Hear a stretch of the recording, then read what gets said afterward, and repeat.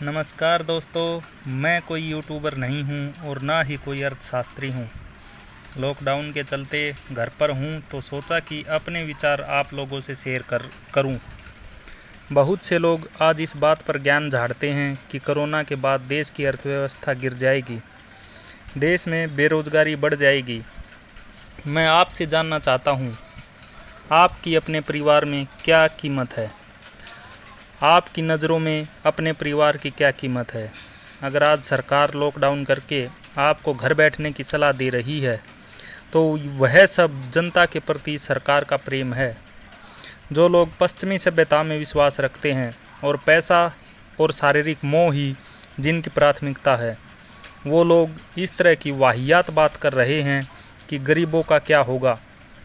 अगर लॉकडाउन ना होता और यही लोग सड़कों पर मर रहे होते तो यही लोग सरकार को यह दोष देते कि सरकार ने लॉकडाउन क्यों नहीं किया। जान है तो जहान है, जान बच जाती पैसा तो फिर कमा लेते। ऐसी दोहरी सोच वाले व्यक्तियों ने ही समाज में राजनीति की गंदगी घोल दी है। इसलिए कल क्या होगा को छोड़कर आज अपनी व अपने परिवार की जान बचाने के लिए लॉकडाउन का पालन करें, वह घरों में रहे।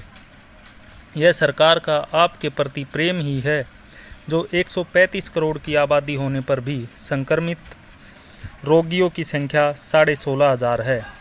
इसके विपरीत जो देश पैसों से प्रेम करते हैं, वहाँ यह संख्या लाखों में है, मौत के आंकड़े हजारों में है। इसलिए किसी की उल्टी सीधी बातों में ना आए। आज जो हो रहा है वह हमारे हित के लिए है और कल जो होगा वह भी हमारे हित के लिए ही होगा।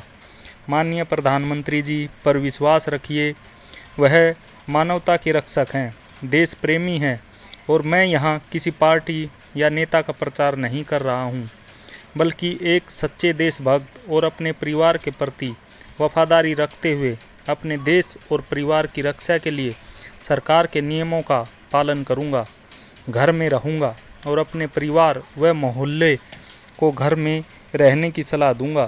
पहले परिवार, फिर मोहल्ला, फिर गांव, राज्य, फिर देश सुरक्षित करने में सहयोग करूंगा और यह आप तभी कर पाएंगे जब आप खुद को सुरक्षित रख पाएंगे। 1-2 महीने नहीं कमाओगे तो मर नहीं जाओगे। ऐसे में कुछ लोग कहेंगे कि देश में ऐसे गरीब लोग भी हैं जो रोज़ कमाते हुए खाते हैं, ऐसे में उनका क्या होगा।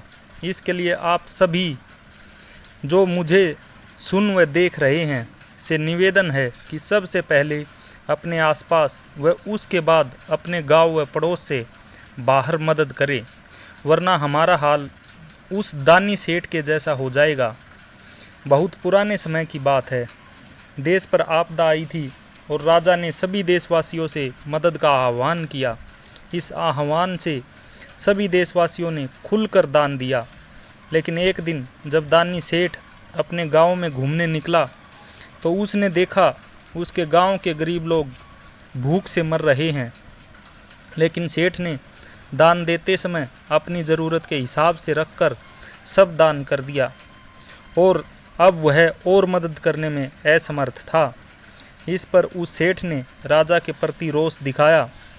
लेकिन जब राजा ने कहा कि सारा देश मेरे बच्चों के समान है और ऐसे में मैं जहाँ ज़रूरत है वहीं खाने पीने की व्यवस्था करा रहा हूँ और आपका क्षेत्र इसलिए छोड़ दिया कि जहाँ इतना दानी व्यक्ति हो वहाँ किसी के भूखे प्यासे होने की चिंता हमने छोड़ दी। इसलिए दोस्तों, पहले अपने आसपास के ज़रूरतमंदों की मदद करें, उसके बाद अपने क्षेत्र से बाहर निकलकर